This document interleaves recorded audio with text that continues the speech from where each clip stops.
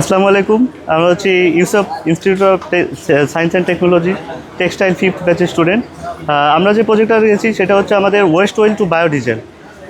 আমরা দৈনন্দিন জীবনে ব্যবহৃত যে আমাদের দৈনন্দিন জীবনে যে ভোজ্য তেল, সয়াবিন তেল হইতে পারে, পাম অয়েল হইতে পারে, অলিভ অয়েল হইতে পারে।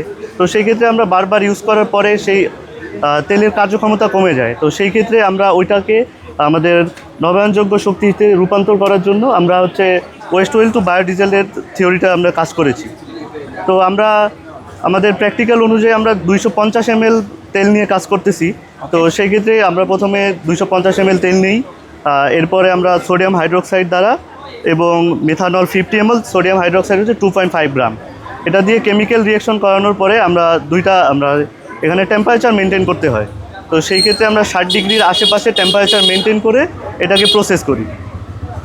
প্রসেস করার পরে এটা যদিও লং টার্ম প্রসেস, তো সেই ক্ষেত্রে আমরা এটাকে 10 থেকে 12 ঘন্টা সেপারেশন ট্যাঙ্কে আমরা রেখে দিই।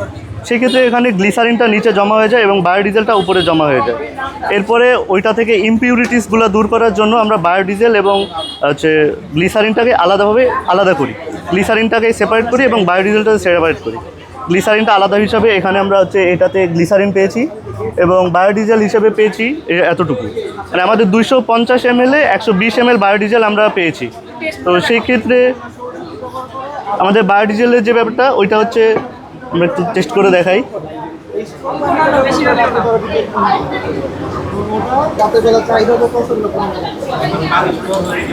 এটা হচ্ছে আবার বায়োডিজেলেরটা, আর এটা নর্মাল কটন। তো আমরা এখানে সর্বোচ্চ যেই প্রশ্নটা সম্মুখীন হয়েছি সেটা হচ্ছে ভোজ্য তেলেও আগুন ধরে এরকম থিওরিতে। তো আমরা দেখাবো হচ্ছে ভোজ্য তেলে আগুন ধরে কি না।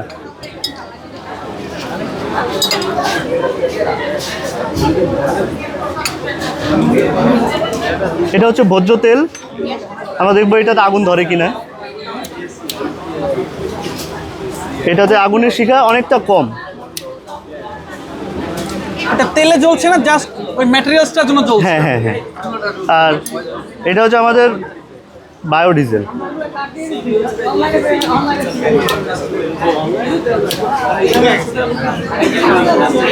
না, বাতাস আছে তো। এটা হচ্ছে আমাদের বায়োডিজেল। কটনটা পুড়বে না, কিন্তু তেলের কারণে এইটার কার্যক্ষমতা বাড়াবে এবং হচ্ছে দীর্ঘক্ষণ জ্বলে থাকতে সাহায্য করবে। যেটা মেইনলি ডিজেলের সাথে মিশ্রণ করে আমরা হচ্ছে ডিজেলের যে কার্যক্ষমতা ওইটা বাড়াতে পারি। এই যে বায়োডিজেলটা, এটা কোন তেল থেকে তৈরি করেছেন? এটা হচ্ছে আমাদের ভোজ্য তেল থেকে, মানে ভোজ্য তেল সয়াবিন তেল থেকে। আমরা যে দৈনন্দিন রান্নার কাজে ব্যবহার করি সেগুলো তো বারবার ইউজ করতে পারি না, ফেলে দিতে হয়। তো আমরা সেই ওয়েস্ট অয়েলটা নবায়নযোগ্য শক্তিতে রূপান্তর করতে আমরা বায়োডিজেল তৈরি করেছি। আমাকে একটু দেওয়া যাবে? জি। এইটা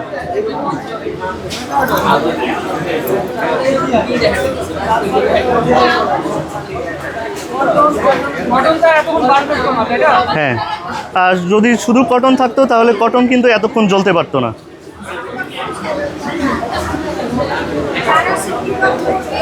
ওকে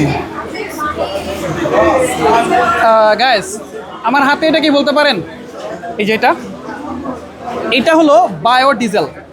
এটা কি দিয়ে তৈরি হয়েছে জানেন? আপনার আমার রান্নাঘরে যে সয়াবিন তেল রয়েছে সেই সয়াবিন তেল থেকে।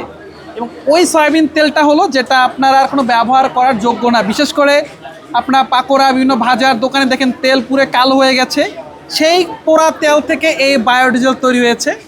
আর এই দেখছেন সেই বায়োডিজেল দিয়ে এখন আগুন জ্বালানো হচ্ছে এখানে।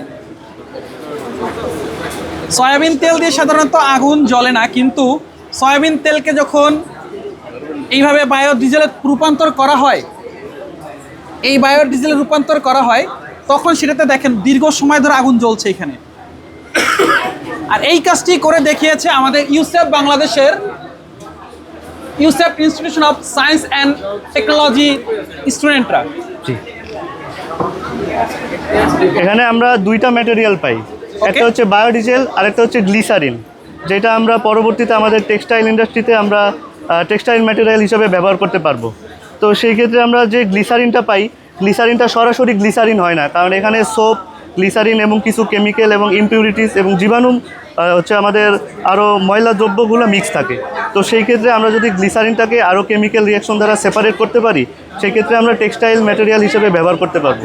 ওকে গ্লিসারিন সাধারণত টেক্সটাইল ইন্ডাস্ট্রিতে প্রিন্টিং পেস্ট, ডাইং এজেন্ট এবং হচ্ছে সফেনিং এজেন্ট হিসেবে ব্যবহার করা হয়। কাপড়ের যে নমনীয়তা এবং কাপড়ের চাকচিক্যতা, মানে কাপড়কে এক কথায় বলতে গেলে কাপড়ের সৌন্দর্য প্রকাশ করা এবং গুণগত মান ধরে রাখতে সাহায্য করবে। ওকে ঠিক আছে, থ্যাংক ইউ। আসসালামু টিম আলাইকুম। কোথায়? আমি আমার ফ্রেন্ড, দুইজন? জি। আর কেউ নেই? এবং আমাদের সেমিস্টারে আমাদের যে ব্যাচমেট সবাই আমাদেরকে হেল্প করেছে, বিশেষ করে আমাদের জুনিয়র। ওকে আসেন, আমরা একটা ছবি নেই। আমাদের টিচার আছে। বাইরে আসেন, বাইরে স্যার, আসেন, বাইরে আসেন। না না স্যার, আপনি আসেন, সবাই আসবে এখানে। বাইরে আসেন, বাইরে বাইরে। সে আরিয়া আরিয়া मैम एक बात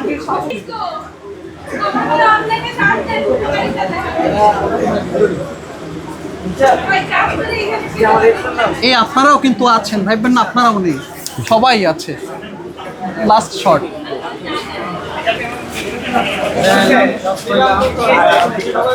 আসেন, সামনে আসেন। ওই তেলটাও আনেন। ওয়েস্ট। এখন আমার হাতে দেখতে পাচ্ছেন আমি এখন আছি আমাদের ক্ষুদে বিজ্ঞানী ইউসেপের ক্ষুদে বিজ্ঞানীর সাথে, যিনি ওয়েস্ট তেল থেকে আমাদের বাসাবাড়ির যে ভোজ্য তেল আছে, সেই ভোজ্য তেল থেকে এই বায়ো ডিজেল তৈরি করেছেন। এই দেখুন তার কাজ। আধা ঘন্টা ধরে হয়ে গেছে যে আগুন জ্বলছে, এখনো নিভছে না। Okay thank you. এবার আপনাকে চেহারাটা দেখাই। আমার ফ্রেন্ড আছে তানভীর মাহতাব সাকিব। আপনার নামটা?